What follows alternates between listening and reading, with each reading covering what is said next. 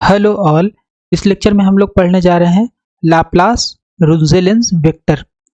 ठीक है, Laplace Runge Lenz vector. तो न्यूटन सेकेंड लॉ से क्या होता है, हमारे पास F इज इक्वल टू होता है D P by D T. और अगर सेंट्रल फोर्स है तो सेंट्रल फोर्स की डिफिनीशन क्या बोली जाती है? सेंट्रल फोर्स की डिफिनीशन है कि vector F R that is force is equal to magnitude, और डायरेक्शन कौन सा होगा? आर कैप का डायरेक्शन। ठीक, लेकिन फोर्स जो होगा वो केवल और केवल डिस्टेंस के ऊपर डिपेंड करेगा। So F R is equal to F R r cap. ठीक है, सेंट्रल फोर्स की डिफिनीशन। आर कैप को हम लोग क्या लिख सकते हैं? यूनिट वेक्टर है तो इसको लिख सकते हैं vector R divided by magnitude, magnitude of vector are.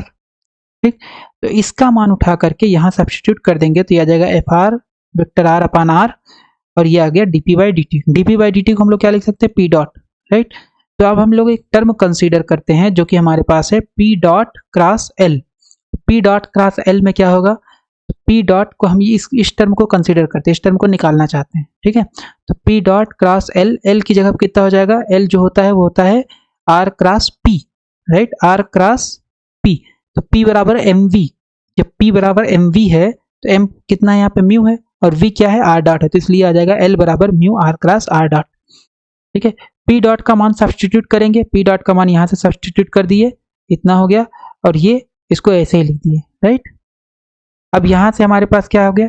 F R upon R, mu constant है बाहर, म्यू स्केलर है बाहर आ गया, ये आ गया vector R cross R dot. Right, अब एफ आर जो है अगर हम कंसीडर करें inverse square law of force, inverse square law of force में कितना होता है? माइनस के बाई आर स्क्वायर। तो यहाँ पे रख देंगे माइनस के बाई आर स्क्वायर। राइट, जैसे माइनस के बाई आर स्क्वायर रखेंगे तो ये आ जाएगा आपके पास इतना। ठीक है, अब इसको हम ये ए क्रॉस बी क्रॉस सी का जो फार्मूला होता है उससे हम इसको एक्सपेंड कर देंगे तो होता है A dot C into B minus A dot B into C. ठीक है, रख दिए, इतना आ गया। अब वेक्टर आर डॉट इसका जो मान होता है आर आर डॉट। ठीक है, ये आ गया आर, और ये वेक्टर आर डॉट ये हो जाएगा आर स्क्वायर। ठीक है, ये वेक्टर आर डॉट ऐसे लिख दिए। तो अब हमारे पास आ गया इतना। अब हम इसमें से कुछ कांस्टेंट बाहर निकाल, कुछ टर्म बाहर निकाल सकते हैं, जैसे हम आर बाहर निकाल लेंगे। राइट, तो अगर हम एक मिनट, हम इसमें से आर स्क्वायर बाहर निकालेंगे, आर नहीं आर स्क्वायर बाहर निकालेंगे, तो जैसे आर स्क्वायर बाहर निकालेंगे और यहाँ पे आर क्यूब है तो आर स्क्वायर बाहर निकालेंगे तो यहाँ पे कितना बचेगा? आर बचेगा, तो दैट इज म्यू के बाई आर आ जाएगा, यहाँ पे माइनस म्यू के बाई आर। ब्रैकेट के अंदर क्या बचेगा? आर स्क्वायर जैसे ही कॉमन निकालेंगे तो यहाँ पे आर स्क्वायर से डिवाइड होगा, यहाँ पे भी आर स्क्वायर से डिवाइड होगा, तो यहाँ बचेगा आर डॉट, यहाँ बचेगा R dot vector R upon R. Right, R dot vector R upon R, यहाँ बचा आर डॉट। ठीक है, ये आ गया इतना। तो अब हम इसको लिख सकते हैं, माइनस जो साइन है, माइनस साइन को अगर हम अंदर भेज देंगे और माइनस वन बाई आर को अंदर भेजें तो माइनस वन बाई आर जैसे ही अंदर जाएगा तो ये आ जाएगा plus R dot upon R, और ये आ जाएगा minus R dot vector R upon R square. ठीक है, इस पूरे टर्म को हम लोग डिफरेंशिएशन के टर्म में लिख सकते हैं, differentiation of vector R upon R. कैसे? अगर हम इसको first function into second function से डिफरेंशिएशन करें, जहां पे फर्स्ट फंक्शन है वेक्टर आर और सेकंड फंक्शन है 1 बाई आर। ठीक है, सेकंड फंक्शन है 1 बाई आर, तो डिफरेंशिएशन करेंगे तो फर्स्ट फंक्शन का differentiation that is r dot into second function 1 by r, फिर फर्स्ट फंक्शन क्या है? Vector r, first function into second function का differentiation that is 1 by r. 1 by r का differentiation करोगे तो कितना आएगा? 1 बाई आर का डिफरेंशिएशन अगर हम करेंगे टाइम के रिस्पेक्ट में तो आ जाएगा, पहले 1 बाई आर का करोगे तो माइनस 1 बाई आर स्क्वायर, और फिर आर का आपको चेन रूल से आर डॉट आ जाएगा। ठीक है, तो इसका मतलब ये जो टर्म है ये पूरा इतने के बराबर है। ठीक, तो म्यू के आ गया, ये आ गया म्यू के D by D T vector R upon R. अब म्यू के कांस्टेंट है, चाहे इसको डिफरेंशिएशन के बाहर लिखो चाहे अंदर लिखो, तो अंदर भी लिख सकते हैं हम इसको। राइट, म्यू मास है और के क्या है? फोर्स कांस्टेंट है, तो एलएचएस में हमारे पास इतना है, आरएचएस में हमारे पास इतना है।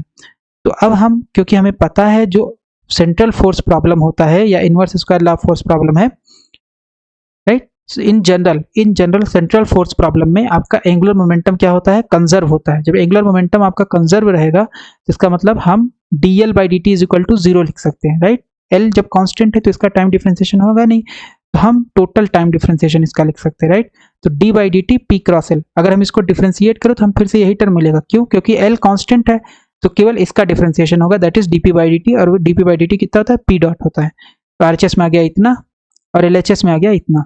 अब आरएचएस को एलएचएस की साइड में लाते हैं तो ये सब्ट्रैक्ट हो जाएगा। राइट, अब इधर भी टाइम डेरिवेटिव इधर भी टाइम डेरिवेटिव सब्ट्रैक्ट होगा, और डेरिवेटिव टाइम बाहर आ गया, तो ये आ गया पी क्रॉस एल ये टर्म, और फिर आ गया माइनस म्यू के vector R upon R. Right hand side में क्या बचेगा, वेक्टर नल दैट इज 0। इस टर्म को हम लोग रिप्रेजेंट करते हैं वेक्टर ए से, इस टर्म को हम लोग किससे रिप्रेजेंट करते हैं, वेक्टर ए से। और ये हमने मान लिया वेक्टर ए, तो ये आ गया D A vector A, D vector A upon D T is equal to null vector, D vector A upon D T is equal to null vector.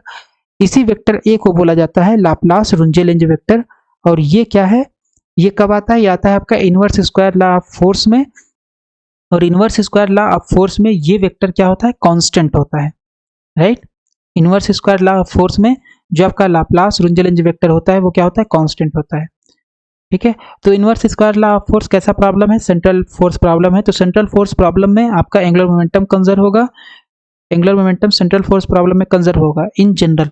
लेकिन अगर आपके पास inverse square law of force, आपने एक special case लगा दिया inverse square law of force, तो उसमें एंगुलर मोमेंटम भी कंजर्व होगा, प्लस आपके साथ लाप्लास रुंजेलेंज वेक्टर भी कंजर्व होगा, ठीक है। तो ए को बोलते हैं Laplace Runge Lenz vector. Besides vector L A is also conserved for Kepler problem, ठीक है, for inverse square law of problem. Kepler problem के कौन से प्रॉब्लम में, inverse square law of problem में आपका ए कंजर्व रहेगा।